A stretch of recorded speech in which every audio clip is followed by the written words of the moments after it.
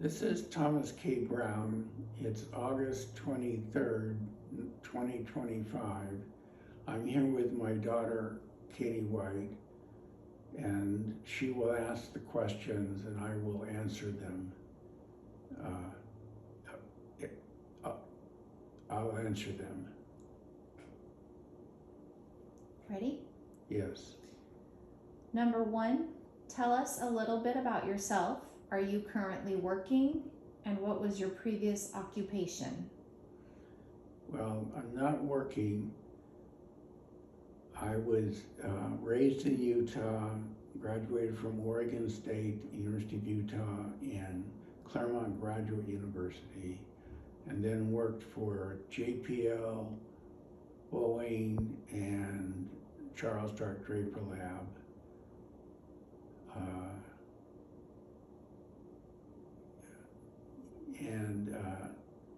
Then when I moved to Boston, I met my wife, Paula Herman, and lived here ever since. Number 2, what can you tell us about your vision? Describe residual vision, if any, the current prognosis, and talk about how your vision has affected your daily life. Okay, I lost my vision in an accident in undergraduate college and regained sight in one eye and lost the other eye. The eye with sight has had a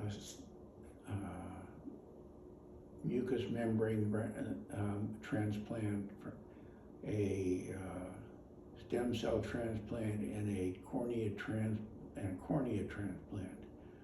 So there's nothing more that can be done with the eye.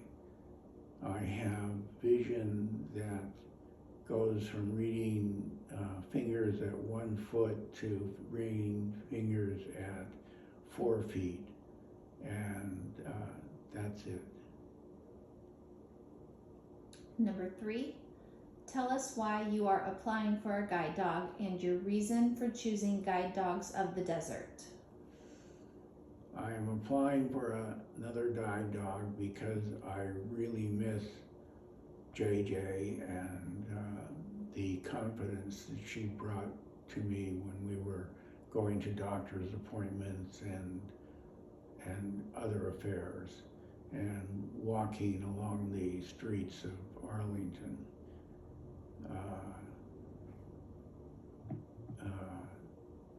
And then what was the second part of that question? Your reason for choosing Guide Dogs of the Desert. Well, that should be evident. I got JJ from Guide Dogs of the Desert and was very impressed with the training program, even though it's quite exhausting. That's it. Okay. Number 4, have you ever had a guide dog or attended a guide dog school? If so, please tell us about your experience and about the previous guides you have worked with. All right. I went to Guide Dogs of the Desert in the April-May timeframe of 2024 and received the beautiful guide dog named JJ. And I was very impressed, even though it was hard, but the training was pretty extensive, and I liked that. And I liked the people, from Karen, prior admissions director, and the guides, who Shay was right with me 100% of the time during my time there. My experience was very good. The problem was that once I got JJ home, she was not very courteous. She would jump on people who came into the house, and she, after 2 months, she just stopped responding to all guide dog commands. So I did what I thought was supposed to do, which was to tell Karen that the thing that really broke me from taking her on trips to the hospital was that she barked at a patient in a waiting room, and it frightened the patient such that he left the waiting room. And he also barked at a doctor, and she was just a little bit, well, I mean, when she stopped responding to commands, I thought I would send her back and you would retrain her and I would get her back. I didn't realize she'd be sent to her puppy raiser. So that's the story of JJ. I loved her dealer. Paula, my wife, loved her. She was a tremendous dog, just very affectionate, overly affectionate, in fact. I mean, just great. But not a guide dog. So I'm applying to get a guide dog. And you pretty much answered number 5. Have you ever returned a guide dog to a guide dog school? If so, what were the reasons? Do you want to add anything? No, that's pretty much answered. Okay. Number 6, have you had orientation and mobility training? Explain when and for how long. I have that answer in 2003. From June to September, you had 10 sessions for about 12 hours. In 2015, from February to July, you had 15 sessions for 11 hours. And in 2023, from April to May, you had 3 sessions for 7.5 hours. Did you receive instruction in outdoor travel skills? Yes, all of the training that I just listed was outdoors on Mass Avenue. Right. And indicate the length of time you've been an independent and confident cane traveler since 2015. Right. Number 7, please describe your home environment: house, mobile home, apartment, number of rooms, yard, length of occupancy, etc. We have been in this condominium 12 years, including 4 months with JJ. It has a full basement, a first floor, which has the kitchen, living room, and dining room. A second bedroom, just second floor is a single bedroom, big, with a big bathroom, and the third floor has 2 rooms. One's my wife's studio and the other is a guest bedroom. We have bathrooms on all 3 floors. Each floor is about 600 square feet, and so that's about 1,700 square feet we have. Number 8, where do you intend to relieve your dog? As I said in the first video I did on this, I talked with 3 dog owners in the condo, and they sent me on to a number of places, including down by the high school. There's a green area, and then what was the second one? Is well, whatever. What I plan to do is right across Mass Ave from here is the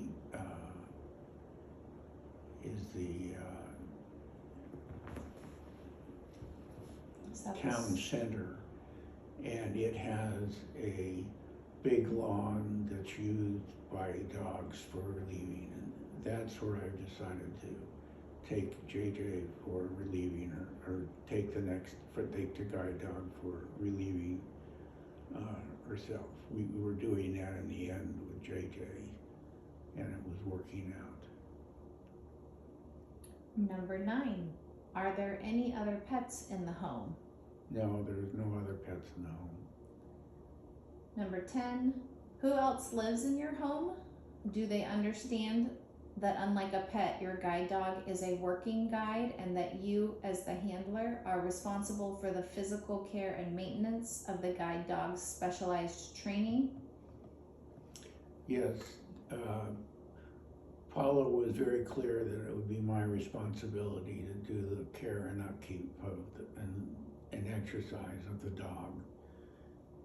She would go on walks with us to a park, which it's about a 2-mile walk, uphill, downhill.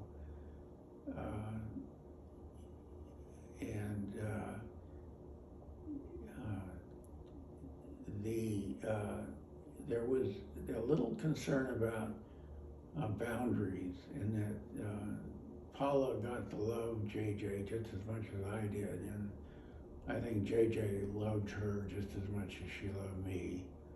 And so when either of us would leave the house, JJ would get very upset.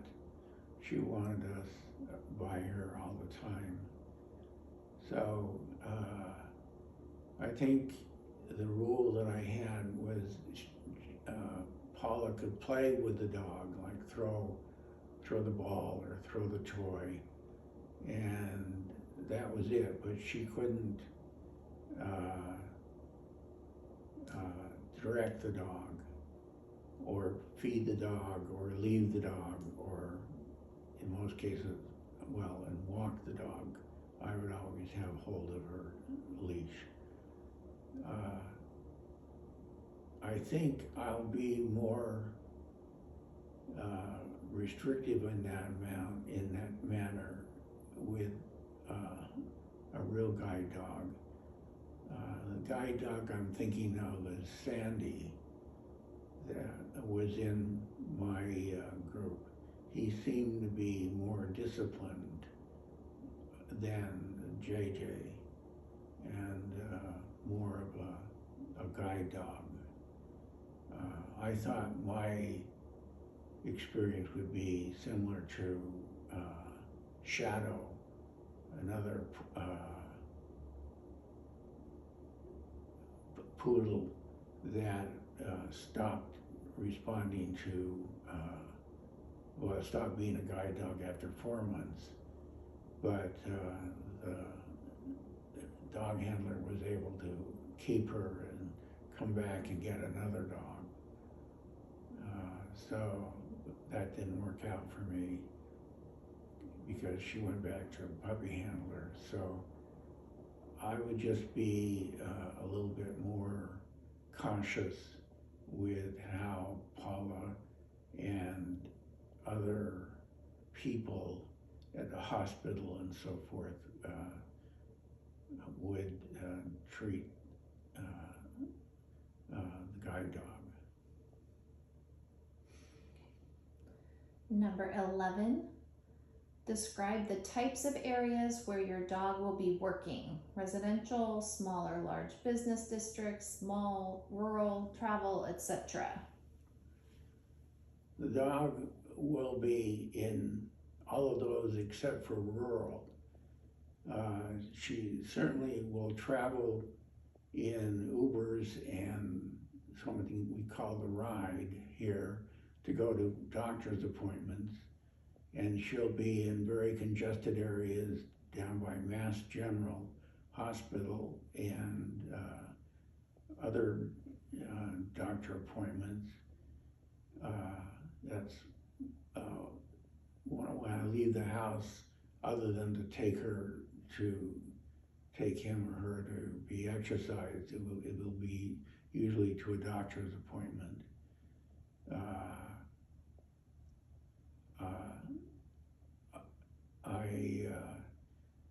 For JJ, the bedroom on the second floor is big enough that I can put a crate in, And that's what I'll do for JJ. And then JJ will accompany me on walks around the residential part of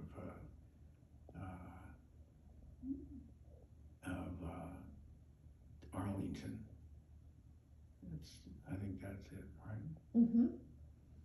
Number 12, do you volunteer or work at a location outside of the home? I do not, but I do have procedures, that require both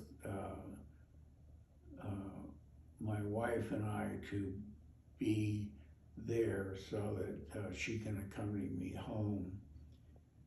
And in that case, I think we're going to have to leave JJ, or the new guide dog, in the crate while we are gone a couple of hours for that. But other than that, I'll always be, with JJ, I was with her literally 100% of the time. Mm-hmm. Number 13, what is your plan for accommodating the needs of your guide dog while at work? Okay, well, I just sort of said that. Yeah. Is put her in the crate, or the other alternative is we have a dog trainer that will babysit or take care of the dog while we're gone. So if we're gone for any length of time, the trainer will pay the trainer to come over and watch her. Okay. Number 14, in relation to the 28-day on-campus training and factoring in qualities for a compatible handler and guide dog team, is there any health information that you think we should know about? No, the health information that was included with the prior application is all applicable now. The only difference is that my eyesight has gone down, so I can, so like I had my daughter read off the mobility times and so forth. I can't read very much anymore, even with a magnifier, so the only thing that's changed has been my degradation of my eyes. Number 15, do you have a canine allergy or anyone in your immediate family have this allergy? Yes, my wife has an allergy to canines. I found with JJ that even though she's hypoallergenic, I found that it was beneficial for me to brush her when I came in from outside because Paula was, JJ was bringing in allergens from outside. So I brushed her and that seemed to cut it down. And then the flooring of the crate was washable. And so we would wash that about once a week. And with those two accommodations, we were able to keep Paula's allergies at bay. Okay.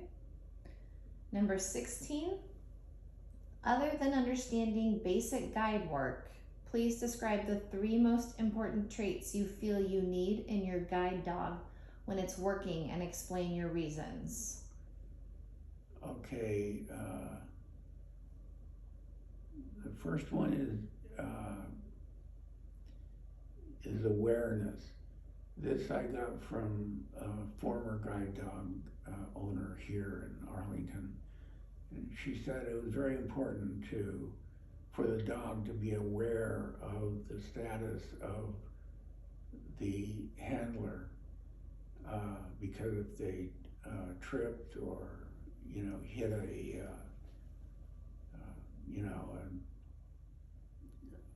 something on the sidewalk or something, or stopped or something, that the dog would respond accordingly. And I didn't ever feel JJ was well, she was pretty aware of me, but she was, when she was being a guide dog for the first 2 months, she was pretty aware of me. So that was one. I think observant is a second one, and that's of the environment and being aware of things like cars coming in the street and stuff like that, and other people. Oh yes, and that was the other thing with JJ. She would attack about 50% of the dogs we would encounter on our walks. I would like to avoid that in the next dog. The next dog should be more socialized than JJ. JJ was a loner, and she was always attacking the 4 of the 5 other dogs in my training session with her at GDD. And that just made walking with her, I just had to be aware that when we were coming up on a dog that she may attack, and that's just not acceptable. So anyway, and then the third, I guess that's 4. I guess the 4th is happiness. I just want the dog to be happy. And I think I can tell with all my experience with dogs that I can tell when she's happy, and JJ was happy. So that's it. Okay.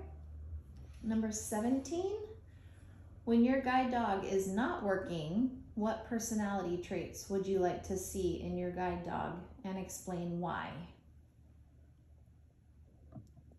Well, reserved comes to mind because JJ was so unreserved. She jumped on my son-in-law, who did not appreciate that at all, and other people, including doctors and so forth, and a friend of mine. She knew who. It was interesting, she didn't jump on my brother-in-law and sister-in-law because she sensed something in them that they didn't want to be around dogs, particularly. But I would say, the socialization, and then it should be reserved, and but to be happy. I want the dog, to be happy, and I think I found through JJ, what works, in terms of playing and so forth. She was a happy dog, so I think I can keep the dog happy. Okay. That's it? All right, that's it. Oh, no, one more question. I just was making sure that was it for number 17. Number 18, last question. Are you willing to accept the guide dog that the experienced professionals at Guide Dogs of the Desert Training Department select as the most compatible for you?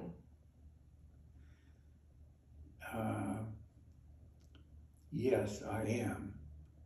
I think the trainers at Guide Dogs of the Desert are the best, and you seem to know how to pair dogs with people I saw this with the other. I don't think I was a very good pairing for JJ, but I'm glad that I had the opportunity to work with JJ. Again, she was a wonderful dog. She is a wonderful dog.